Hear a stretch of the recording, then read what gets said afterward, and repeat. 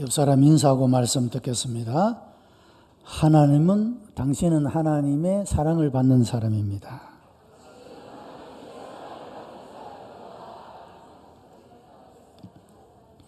God loves you. 하나님은 당신을 사랑하십니다. 2차 세계대전이 발발했을 때 영국 정부가 당시 그리스도인들에게 존경을 받고 있던 윌리엄 템플 감독에게 이 백성들에게 어떤 메시지를 해달라고 요청을 하게 되었습니다. 그때 이 윌리엄 템플 감독은 이런 말을 남겼습니다. 지금은 우리가 다른 어떤 때보다 전능하신 하나님께 예배할 때입니다.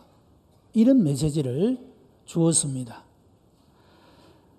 전쟁에 참여해서 나라를 구해야 합니다. 그런 말도 한 것이 아니고, 또 기도하라 하는 말도 한 것이 아니고, 피난을 가라 그렇게 말한 것도 아니라 하나님을 예배해야 할 때다, 그렇게 메시지를 전했다고 하는 것입니다.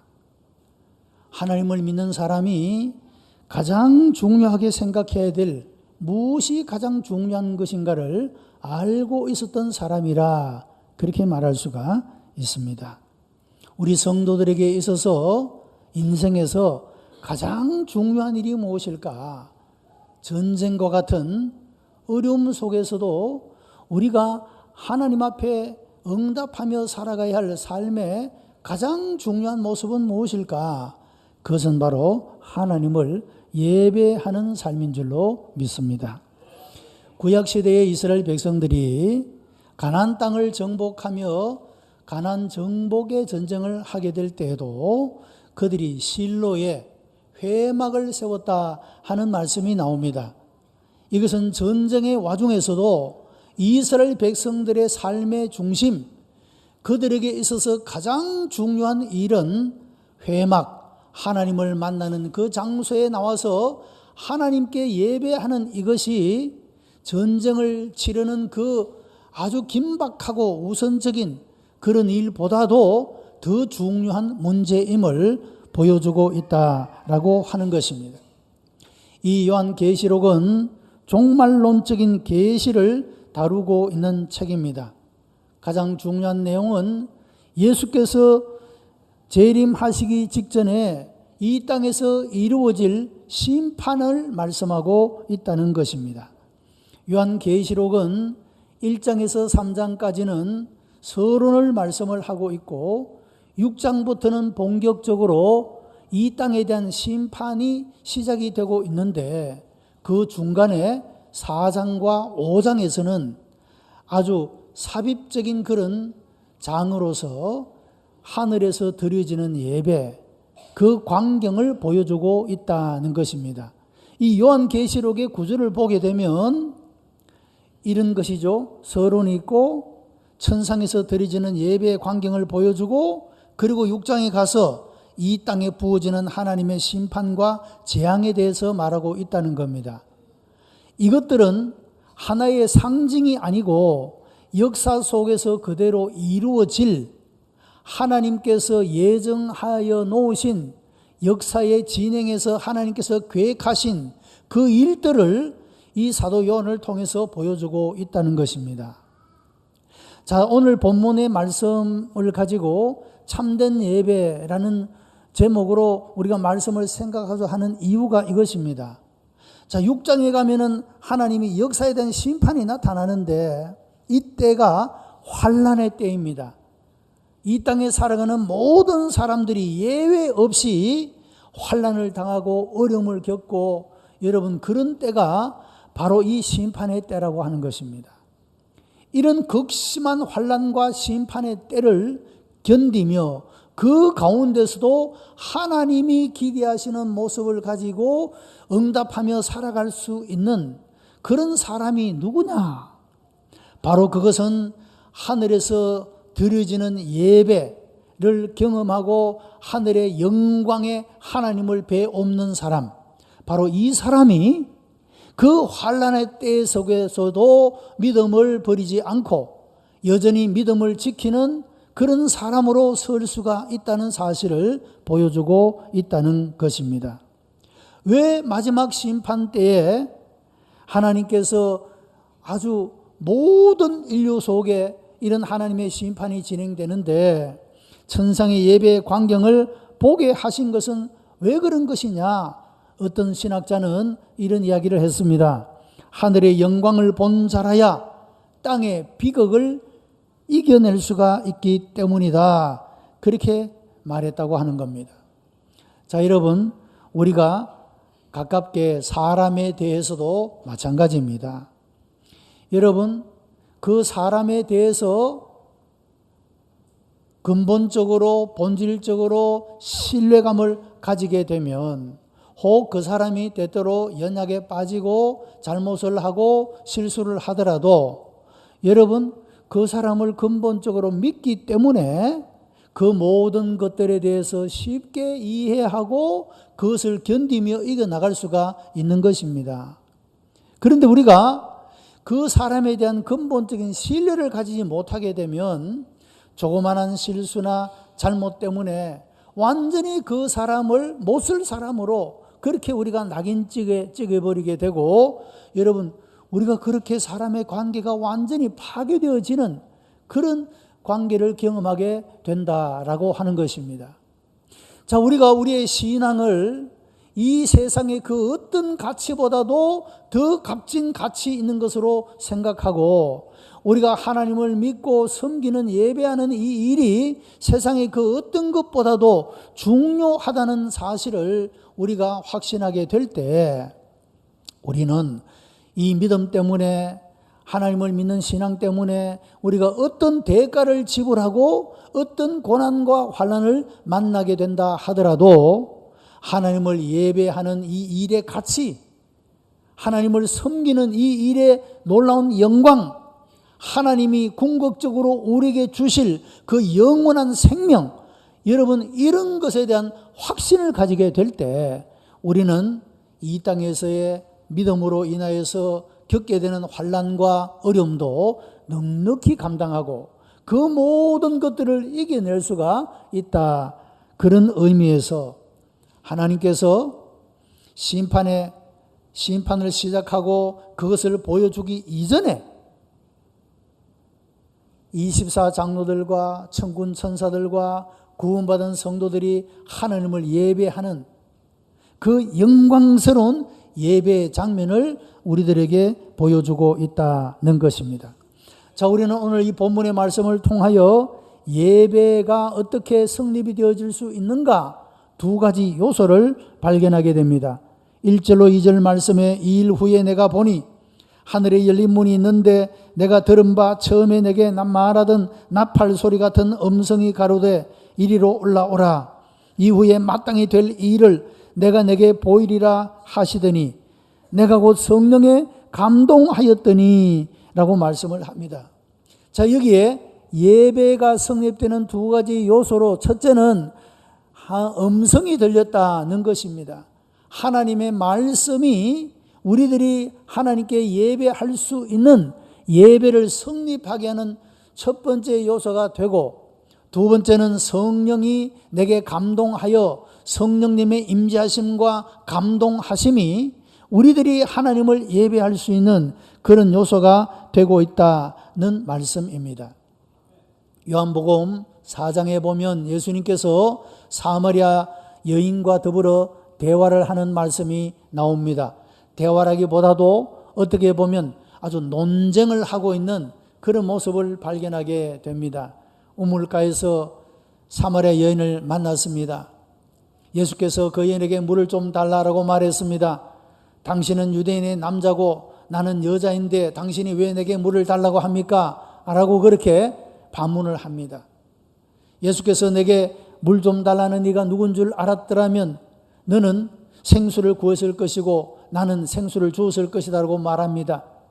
당신이 이 우물은 야곱이 우물인데 당신이 야곱보다 큽니까? 이렇게 계속해서 대화가 논쟁을 하게 됩니다. 예수께서 내 남편을 불러오라 하니까 내 남편이 없습니다. 내게 남편 5이 있었다. 여러분, 이 여인의 삶의 모든 과거를 꿰뚫어 보시고 말씀하시는 그 주님 앞에 점점 이 여인은 흥미를 느끼게 되고 관심을 느끼게 되고 이분이 말씀하시는 것에 대해서 점점 더 신뢰를 가지게 되어지는 그런 모습을 보게 됩니다. 이 여인은 자기의 남편이 5이 있었다 하는 예수님의 말씀에 대한 대답을 하지 못하고 부끄러워서 우리가 이 산에서 예배를 해야 됩니까? 저 산에서 예배를 해야 됩니까? 라고 예배에 관한 것으로 주제를 돌리게 됩니다. 이때 예수님께서 그 말씀을 들으시고 굉장히 중요한 교훈을 남겨주시는데, 하나님께 예배하는 자는 신령과 진정으로 예배할지니라, 하나님은 이렇게 예배하는 자들을 찾으신다라고 귀한 교훈을 남겨주었습니다. 자, 여러분, 성도들은 하나님 앞에 나와 예배를 드리는 존재들입니다. 우리가 하나님 앞에 예배를 드리는데 하나님이 기뻐 받으시는 예배는 어떤 예배이며 하나님이 어떻게 예배하는 자들을 찾으시는가? 신령과 진리로 예배하는 자를 하나님이 찾으신다라고 말씀하고 있는 것입니다. 자, 이런 요한복음의 말씀과 오늘 이제 읽은 요한계시록의 이 말씀을 같이 연관시켜서 생각해 보십시다. 예배 요소가 무엇이냐? 하나님의 음성이 내게 들렸다. 하나님의 말씀이 나에게 들려지는 이 하나님의 말씀을 들음으로 말미암아 우리가 하나님을 예배하게 된다는 것이고, 그 예배 가운데 그냥 우리의 의지로만 하나님 앞에 예배를 드리는 것이 아니라 성령께서 이 가운데 임재하여 주셔서 진리의 말씀을 깨닫게 하시고 깨우쳐 주시고 우리의 삶 가운데 역사하시는 성령님의 임재하심과 감동이 있기 때문에 이 예배가 성립될 수 있다, 그렇게 말하고 있는 것입니다. 오늘 예배하는 우리 모든 성도들에게도 하나님이 나에게 말씀하시는 그 음성이 들려지게 되기를 축복합니다.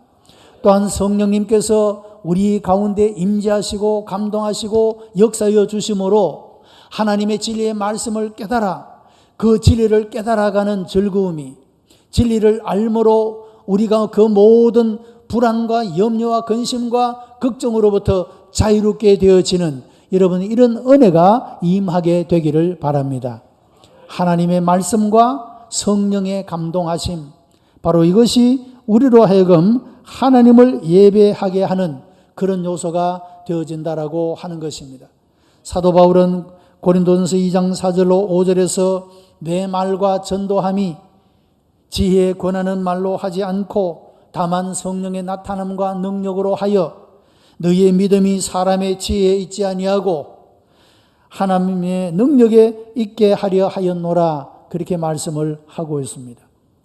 바울은 열정을 가지고 사람들에게 복음의 말씀을 전거했습니다.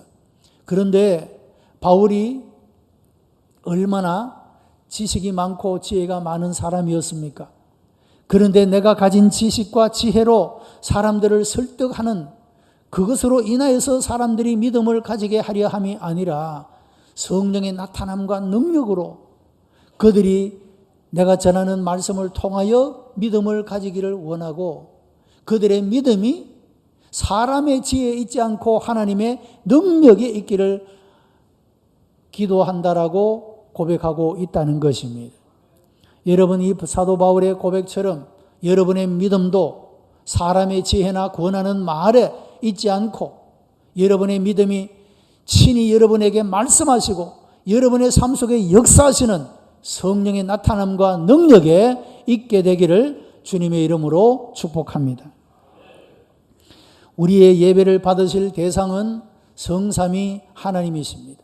성부 하나님, 그분은 모든 만물을 창조하시고 창조한 세계를 섭리하시고 또한 모든 만물을 심판하시는 하나님이십니다. 그분은 독생자 예수 그리스도를 우리에게 보내셨고, 우리 가운데 오신 예수님은 우리의 죄를 대속하기 위하여 십자가에서 대속의 죽음을 죽으신 분이십니다. 하나님의 어린 양으로서 우리의 모든 죄를 그의 피로 씻으시고 하나님 앞에 어렵다함을 얻게 하시는 분이 성자 예수님이십니다. 그래서 성부 하나님은 우리의 경배와 찬양의 대상이 되는 것이며 성자 예수님도 우리가 찬양과 경배를 올려드리고 영광과 찬송을 받으시기에 합당한 분이라고 말씀하고 있는 것입니다. 또한 성령 하나님도 우리의 경배와 찬양을 받으시기에 합당한 분이십니다. 여러분, 그분은 세상 끝날까지 우리와 함께 계시면서 우리의 삶 속에 감동과 은혜를 베푸시고 우리의 삶 가운데 역사하여 주심으로 말미암아 우리로 하여금 예수님을 그리스도로 믿게 하시고 진리의 말씀을 깨닫게 하여 주시고 우리로 하여금 죄에서 자유롭게 해주시며 우리로 하여금 하나님의 자녀임에 대한 확신을 가지고 여러분 어떤 환난도 견디며 감당하고 이길 수 있도록 우리 가운데 역사해 주시는 분이 성령 하나님이십니다. 그러므로 성령 하나님도 우리의 찬양과 경배를 받으시기에 합당한 분이라 그런 말씀입니다. 우리 모든 성도들은 성부 하나님께 영광을 올려드리고 성자 예수님께 존귀를 올려드리고 성령 하나님께 영광을 올려드리는 여러분 이런 예배자가 되기를 바랍니다. 우리가 하나님 앞에 예배를 드리는 예배의 전제 조건이 무엇입니까? 첫째는 하나님이 어떤 분이냐 하는 것을 우리가 알아야 하나님을 예배할 수 있게 된다는 것입니다. 여러분, 많은 사람들이 왜 하나님을 예배하지 않습니까? 그것은 하나님이 어떤 분이신지를 모르기 때문이라고 하는 것입니다. 우리가 진정으로 하나님이 기쁘게 받으시는 이런 예배를 드리기 위해서는 하나님이 누구시냐, 하나님이 어떤 분이시냐 이것을 우리가 알 때에 우리가 진실로 하나님을 예배할 수 있게 된다는 것입니다.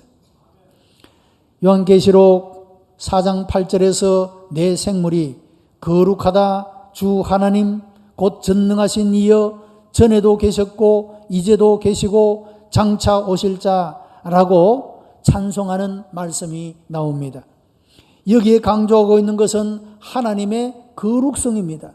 하나님의 전능성, 하나님의 영원성을 강조하고 있다는 것입니다. 하나님이 어떤 분이냐? 하나님은 거룩하신 분이시라. 하나님은 전능하신 분이시라. 하나님은 영원하신 분이시라고 우리들에게 증거해 주고 있다는 것입니다. 여러분, 이런 하나님과 상대적으로 인간은 어떤 존재냐?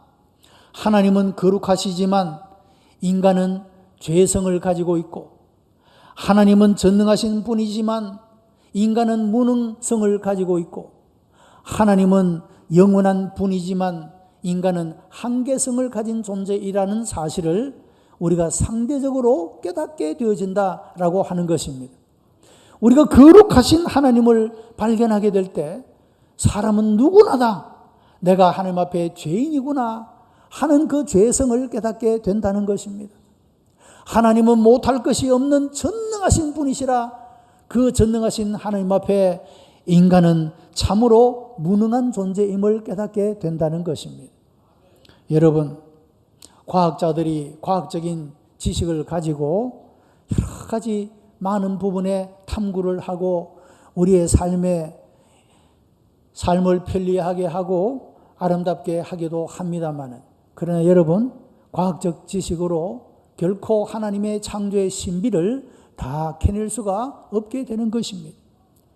많은 의학자들이 의학적인 지식을 가지고 병을 정복하고 사람들을 병 가운데서 고쳐주기는 하지만 여러분, 끊임없이 이 병은 이름도 알지 못하고 원인도 알지 못하는 그런 모습으로 인류사에 끝없이 새롭게 발생하는 그런 모습을 볼 수가 있는 것입니다.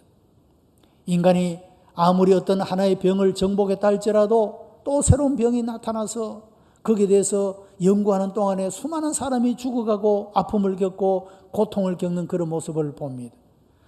여러분, 우리가 암이라고 불리는 암들은 지금 연구가 굉장히 진행이 되어져서 이제 거의 암을 정복할 수 있는 단계까지 이르르고 있습니다. 조금만 잘 버티시면 모든 암은 다 정복될 수 있을 겁니다. 그런데 문제는 암이 전부가 아니라는 겁니다. 암을 정복하고 나면 어쩌면 암보다 더 무서운 질병이 나타나서 우리를 괴롭힐지 모릅니다. 여러분, 인간이라는 존재는 전능한 존재가 아닙니다. 한계성을 가지고 유한성을 가지고 있는 존재라는 것이죠. 왜 그런 것이냐? 하나님이 왜 우리를 이렇게 만들어 두셨는가? 그것은 한계성을 가진 우리 인간이 전능하신 하나님을 예배하고 하나님을 의지하도록 하기 위해서 하나님이 그렇게 만드셨다고 하는 것입니다. 우리가 왜 이렇게 죄악이 많으냐 생각하는 것이 가장 부끄럽고 행동하는 것이 늘 수치스러운, 우리가 왜 죄악 가운데 내가 원치도 않는 이런 삶을 내가 살아갈 때가 있는 것인가? 여러분, 이런 죄성을 우리가 느끼면서 우리는 거룩하신 하나님 앞에 우리 자신을 의탁하고 그 하나님 앞에 나아가는 예배자가 될 수가 있다는 말씀입니다. 하나님은 영원하신 분입니다. 그러나 우리 인간은 한계성을 가진 존재가 아닙니까? 아무리 오래 살아도 여러분 100세를 겨우 살아냅니다. 뭐 장수하는 사람 120세를 사는 사람이 있지만 여러분, 우리가 참 인간이라는 존재 자체가 지나온 세대를 돌아보면 수많은 사람들이 이 땅에 왔다가 사라지고 없어지고, 우리도 이 땅에 있지만 언젠가 우리도 다 사라져버리게 될 것이고, 우리 인간이라는 존재는 이렇게 한계성을 가진 유한한 존재인 것입니다. 그러나 우리가 믿는 하나님은, 우리 예배를 받으시는 하나님은 영원하신 하나님이시라는 것입니다. 우리가 영원하신 하나님을 예배할 때 영원하신 하나님이 우리들에게 영생을 주시겠다고 말씀하고 있는 것입니다. 그래서 우리는 그 하나님을 예배하게 된다는 것입니다. 그래서 우리가 하나님을 예배하기 위해서는 하나님이 어떤 분이냐, 우리와 어떤 관계를 가지신 분이신가, 그 하나님을 알 때 우리의 예배가 드려질 수가 있다는 것입니다. 두 번째는 하나님께서 우리를 위해서 무슨 일을 하시는지를 알아야 예배를 드릴 수 있게 된다는 것입니다. 본문 말씀 2절에 내가 곧 성령에 감동하였더니 보라 하늘의 보좌를 베풀었고 그 보좌 위에 앉으신 이가 있는데 라고 말씀을 하고 있습니다. 여러분, 하나님이 앉으신 보좌는 다스리는 곳이며 우주의 중심입니다.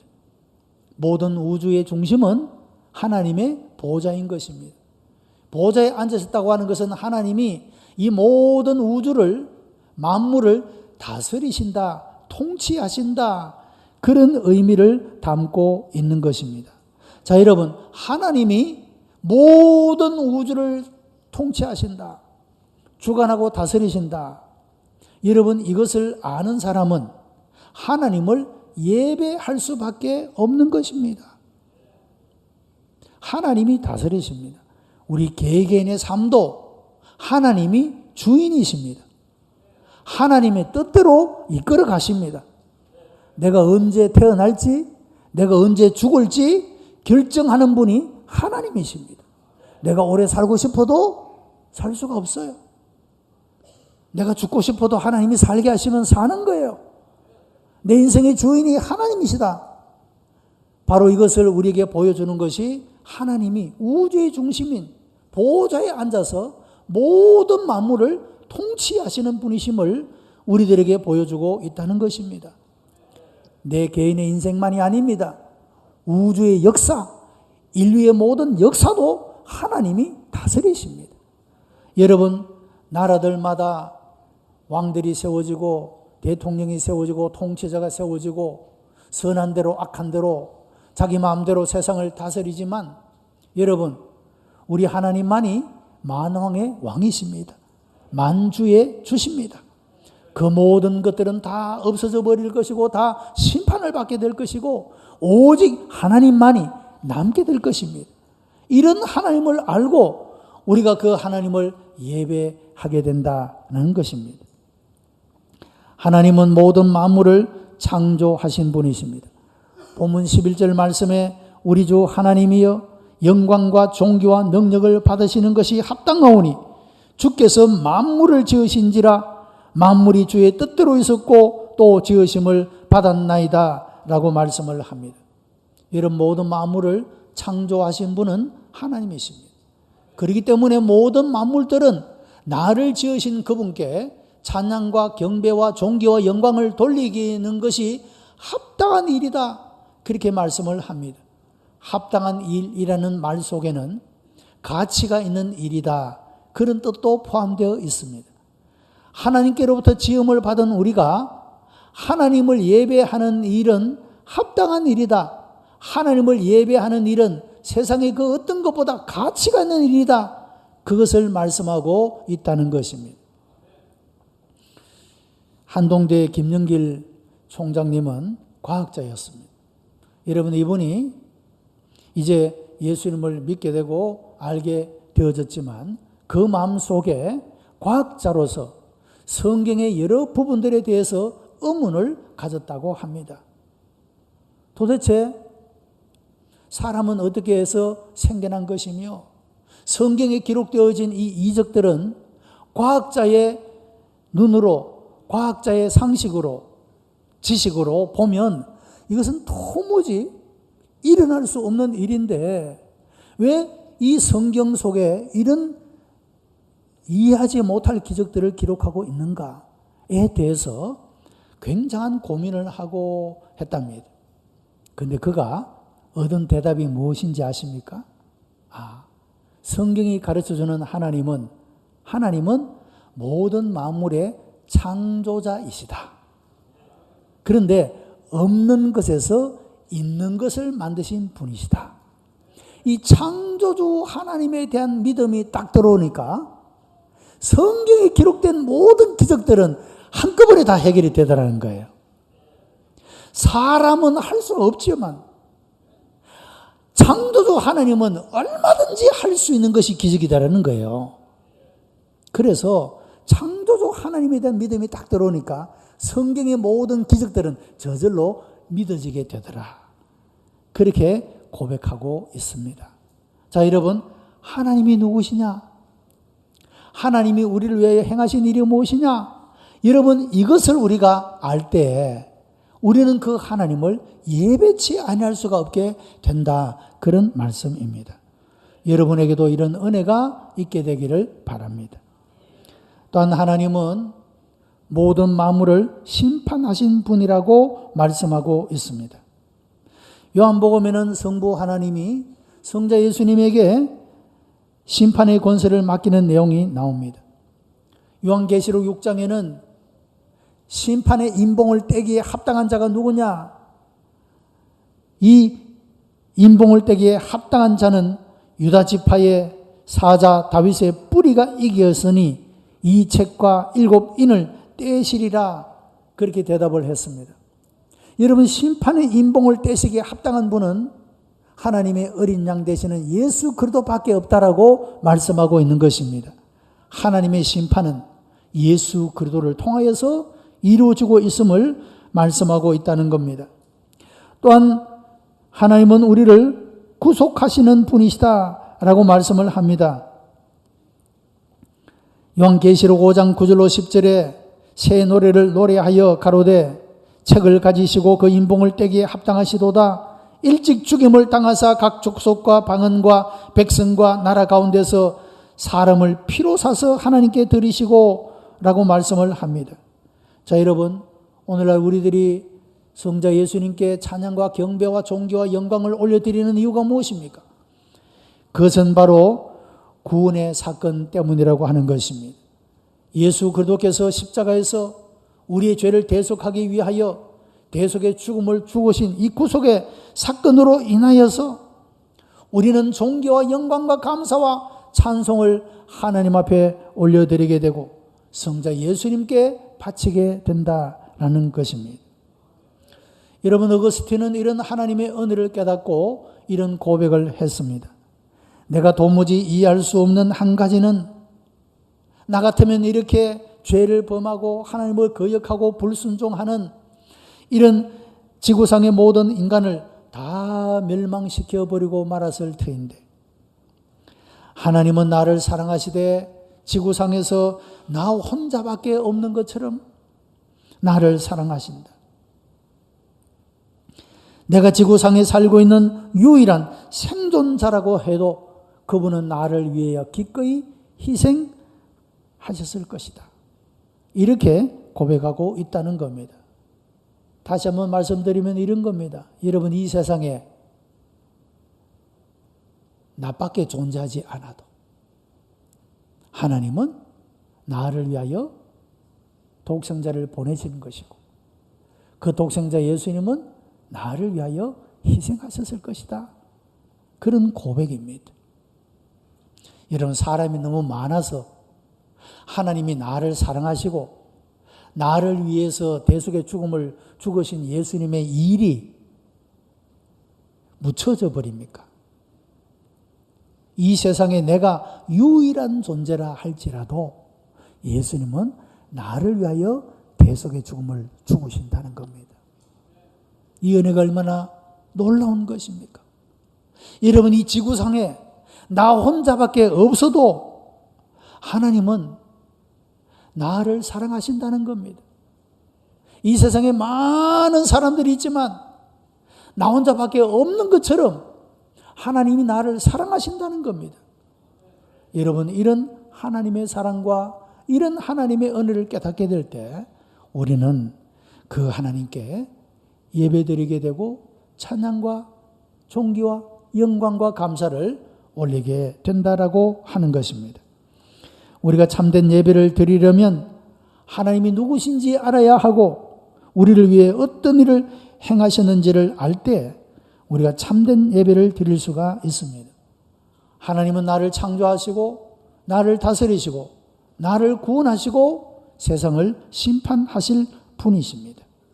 우리 언제나 신령과 진리로 감격과 감사함으로 하나님을 예배하고 그 하나님 앞에 존귀와 영광과 감사와 찬양을 올려드리는 여러분, 이런 예배를 통하여 또한 우리 가운데 임재하시고 역사하시는 우리로 하여금 진리를 깨닫게 하시고 진리를 알므로 자유케 하시는 여러분, 이런 하나님의 은혜를 우리의 삶의 모든 영역에서 경험하고 더 깊은 감사와 찬송과 영광을 하나님 앞에 올려드리는 참된 예배자로서 여러분이 살아갈 수 있게 되기를 주님의 이름으로 축복합니다. 기도하십시다. 은혜가 풍성한 하나님, 감사와 찬송과 영광을 하나님 앞에 올려드립니다. 세상에 나밖에 없는 것처럼 나를 사랑하시고 내 모든 삶 가운데 함께 하시고 인도하시고 역사하시는 주님을 찬양합니다. 우리가 하나님의 영광을 바라볼 수 있게 은혜 베풀어 주옵시고 하나님과 함께 누릴 그 영광을 바라봄으로 이 세상의 어떤 유혹과 시험에서도 이기게 하시고 환난과 핍박 속에서도 견디게 하시고 영원하신 하나님, 전능하신 하나님, 거룩하신 하나님을 바라봄으로 우리의 한계, 우리의 무능함, 우리의 죄악된 이 모든 것들을 극복하며 이기며 살아갈 수 있는 하나님의 백성이 되게 역사해 주시옵소서. 예수 그리스도의 이름으로 기도드리옵나이다. 아멘.